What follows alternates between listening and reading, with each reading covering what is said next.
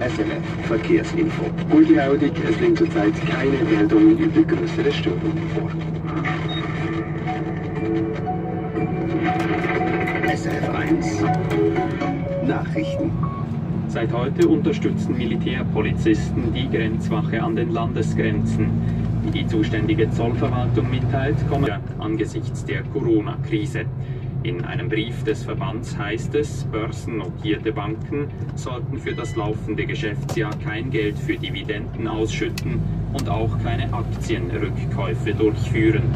Gleiches hatten den Banken zuvor bereits zahlreiche Aufsichtsbehörden in Europa nahegelegt. Sie befanden, die Banken sollten das Geld besser nutzen, um den Kunden beizustehen und um die eigene Stabilität zu gewährleisten. Und noch 3 kurze Meldungen aus den Regionen. Das Zürcher-Arbeiten auf dem Netz priorisiert. Weil der Bahnverkehr ohnehin ausgedünnt sei, führe die Maßnahme zu keinen Einschränkungen. Und die neue Fluggesellschaft Flybear in Bern hat entschieden, den Start des geplanten Flugbetriebs um 2 Monate zu verschieben. Wenn es die Lage zulasse, sollen neu ab Juli Flüge zu 8 Destinationen ab Bern-Belp sowie die Strecke Sion-Mallorca. Me encuentro pasando en este momento aquí el pueblito llamado Mano, aquí en Suiza. Estoy cerca de llegar a Cadempinas, el otro pueblo donde que tengo que ir a cargar los medicamentos.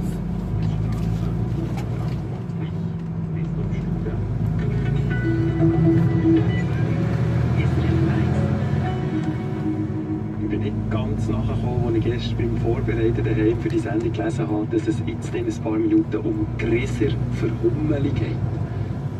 Mein erster Gedanke war, für was um Himmels Willen brauchen Hummeli denn Gras?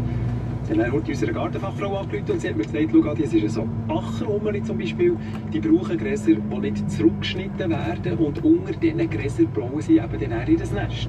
Und etwas so sehr Spezielles, es gibt ein Gras, das nicht nur durch den Wind bestäubt wird, sondern auch von Hummeli. Und darum sagt sie uns jetzt ausführlich, tut auf dem Balkon Schneemarbeln setzen und im Garten einheimische Gräser nicht zurückschneiden. Weitere Informationen zu der Zusammenarbeit von Hummeli und Gräser in ein paar Minuten hier bei uns auf SRF 1. Ein Mikrofon für euch, der Adrian Köpper.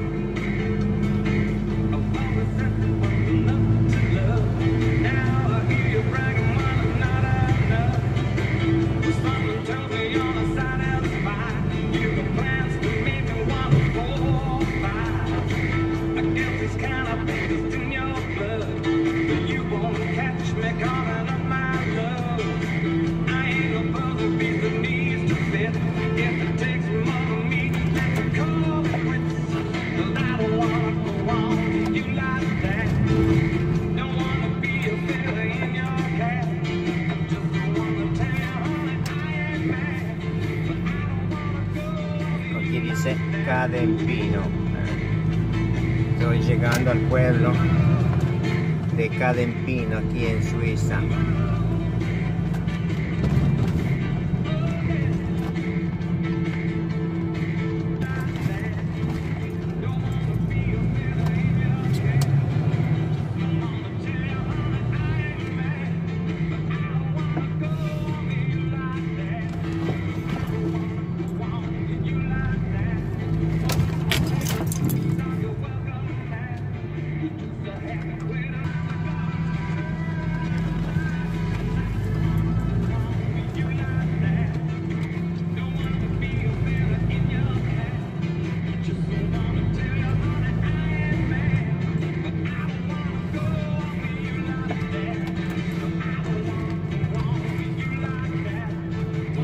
Esta fábrica que está a la izquierda se llama Zambon, en la dieta farmacéutica, donde que debo retirar aquí medicinales, un container frigorífero que va a temperatura de 20 grados.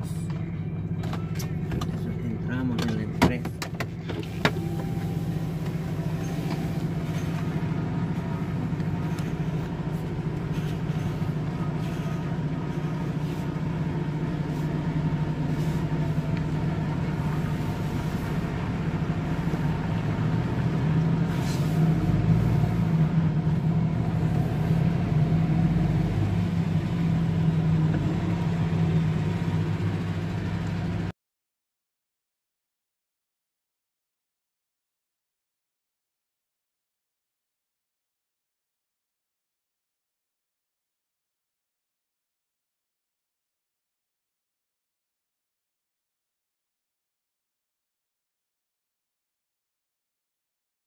Hola, se parte, he finito de cargar el container, el camión, estamos aquí cubiertos con la mascarilla obligatoria porque no se puede viajar sin la mascarilla.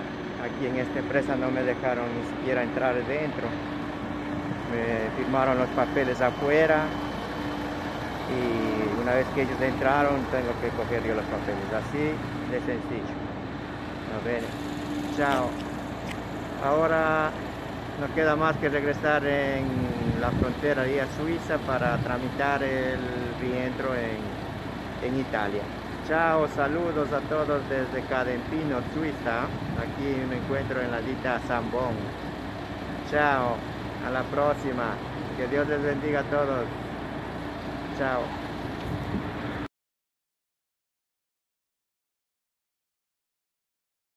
Parte de aquí de Cadempino, en este momento regreso a Génova. Debo entregar a Volti el container que había retirado, había cargado. Aquí está el camión que le brinda en posición de viaje. Ciao ragazzi, todo bien por aquí,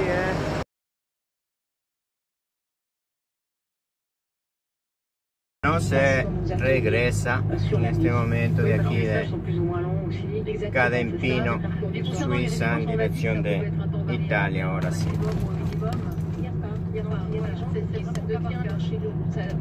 Estoy yendo a coger la autopista. Alors évidemment, on est dans une période feuilletée pour plein d'entreprises. J'imagine que la Fondation des Oliviers, enfin je sais pas si la Fondation est touchée, mais les ateliers Olivier certainement. Oui, et les ateliers sont fermés, ont dû être fermés en fait. C'est bien évidemment qu'on ne peut pas fermer la zone résidentielle, puisque les gens, c'est là. Mais c'est une situation difficile. Et effectivement, qu'on en profite pour saluer les personnes de la Fondation des Oliviers et toutes les autres personnes engagées dans le médical dans ce pays d'une manière ou d'une autre, qui vivent vraiment des moments qui sont au front et puis sans qui, voilà, ça serait encore certainement pire. Donc chapeau toutes les personnes qui sont autour, Pues ahorita estoy entrando al pueblito llamado Mano. La période est bousculée et puis on sait qu'on peut saluer toutes ces personnes qui se donnent. Sandra Féal, il y a un truc qu'on n'a pas dit, vous êtes binational. Oui. Féal, c'est d'origine espagnole. Exactement. Ça veut dire quelque chose comme féodal en français, ça a un rapport un peu avec un, c'est ça? C'est un peu ça, c'est les fidèles du roi. Ah, les fidèles, ouais, la fidèle. Ah, ouais, c'est juste. Ouais, d'accord, monsieur vous la reine. Merci Florence. De quelle région en Espagne, c'est ça? Alors, ma maman est de Madrid et mon papa de la Galice. D'accord, mais vous êtes Le poulpe. Mais je suis née à Châteaudet. Le vive le poulpe. Pourquoi c'est la spécialité de Galice? Está la gasolinera. C'est comment? Grillé? C'est juste, non, c'est cuit, en fait c'est cuit, ensuite découpé avec un peu de piment. Aquí están circulando un peu de sel, c'est juste une tuerie. los carros particulares todavía. No veo tanto como en Italia, no circulan nada.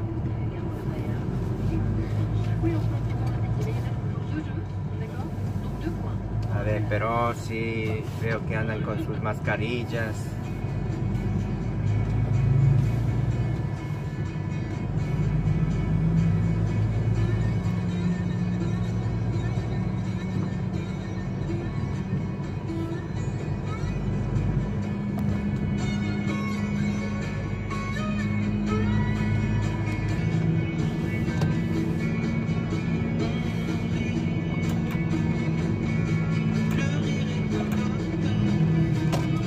Sigo en dirección Lugano.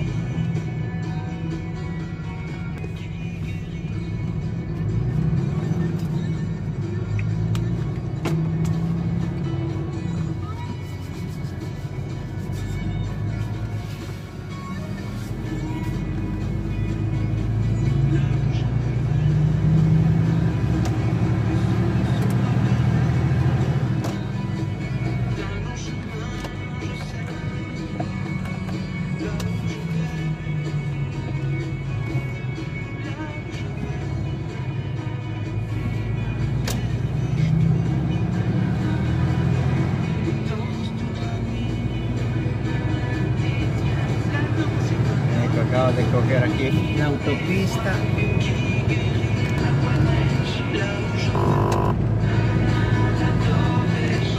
La autopista A2 que va en dirección Italia.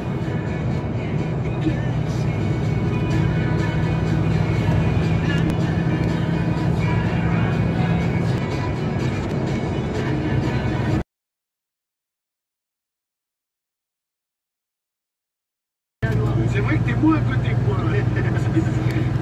Ok. Kaya Gunner. Oui, la paperole, on sent de suite que ça va être quelque chose de chouquinet. Il y a des mots comme ça qui vous insinulent la chair de poule dans un état second. Zinzinuler, qui est l'art des mésanges de gazouiller, c'est joli ça aussi, zinzinuler. Ça vous batifole le pangolin. Oh là là. Ça aussi, ça incite à l'ivresse de l'esprit. Dommage qu'il nous pile le corps. Findus, non, paperole. Paperole. Une paperole est un petit morceau de papier collé sur un texte initial pour le modifier ou le compléter. C'est également une technique de décoration où on utilise des bandelettes de papier pour former des boucles. Et là aussi,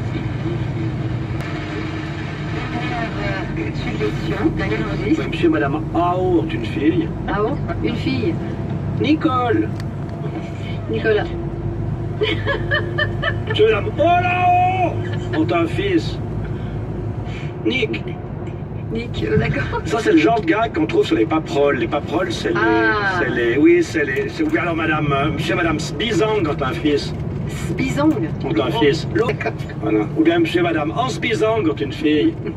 Laure. Laure, bravo, ça vient. Ça, c'est les gags qu'on trouve sur les paperoles, c'est les papiers de carambar. Donc, on appelle paperoles tous des petits textes écrits sur des papiers qui seraient destinés à un tout autre usage. Par exemple, les devinettes sur le papier de carambar, les proverbes un peu fumeux qu'on trouve sur les bonbons de mariage, ou dans les marmites de l'escalade, ou les pâtes de fruits. Alors, c'est très différent des notices d'emballage qu'il y a sur les médicaments qu'il faut lire, ou bien alors pas lire, parce qu'il y a des... Ce qui est écrit sur les paquets de clopes, ça, c'est pas des paperoles. Par contre, c'est le genre de petits jeux qu'il y a sur les papiers de carambar. C'est grâce au papier de carambar qu'on a fait toute notre culture. Ouais, oui. Ça sert à rien, mais il y a des... Ou bien sur les pages de calendrier. S'il y a un calendrier, c'est pour qu'on sache qu'on est le combien on est aujourd'hui. Hein? Bah voilà. Et puis dessous, c'est marqué un petit truc. Tout à fait. Qui touche, une petite pensée ou un petit dicton. Voilà, ça, c'est une paperole. Ce sont des paperoles. D'accord, d'après vous en tout cas. Sandra Féal, vous allez juger, bien entendu. La paperole de Daniel Rosis, donc clair. Le gars qu'on trouve notamment sur les papiers carambar. Papier carambar, paperole. Kaya Gunner nous dit que les paperoles sont ces morceaux de papier. Alors vous avez dit modifier, coller, modifier un texte initial. Donc, ou compléter, oui. Donc on peut garder celle-ci, mais la deuxième va aussi comme définition. C'était le vrai copier-coller avec des ciseaux, quoi. Un peu ça. C'est ça en fait. Ouais, c'est ça. Il était une fois en fait. Ok. Nicolas, vous nous avez parlé de cette fusion intéressante entre un plat chinois et typiquement vaudois, le rouleau de... Pas que vous y croyez. Non. Mais il faudra faire quelque chose pour l'endive quand même. Ceci dit. Va pour les jolis petits copier-coller papier.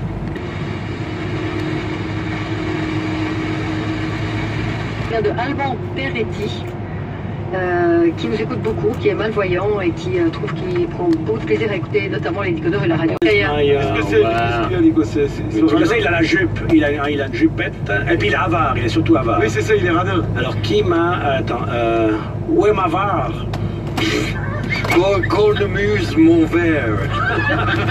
Ouais. Qu'il tape.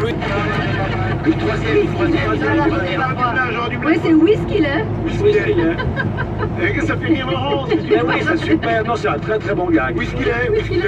Mais bon, il a merci Alban Peretti, il faut en renvoyer d'autres de toute façon. Voilà. Ouais. C'est quoi le fou là, vous parlez? Mais coucou, non.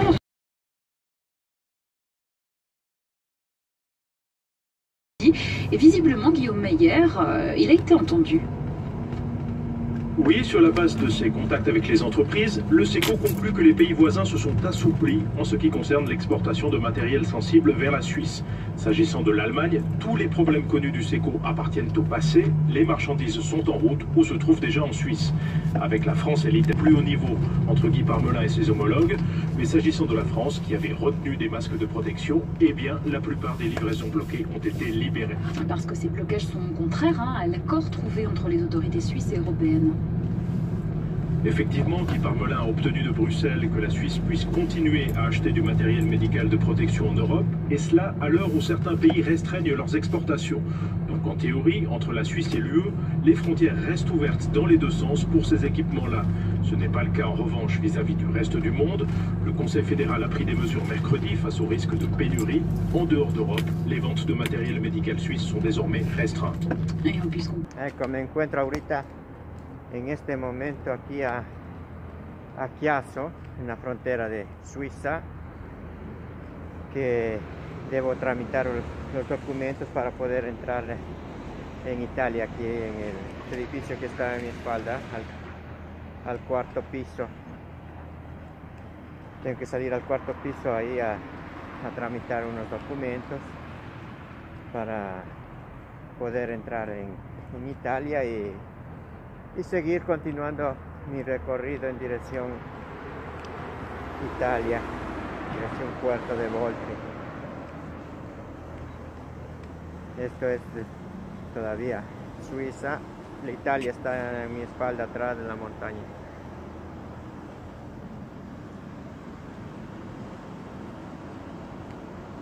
Ecco sì, ecco, aquí les hago ver el edificio, ecco, tengo que salir aquí al cuarto piso.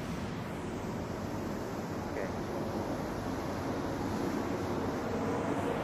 Bueno, ha estado un gusto saludarles. Chao.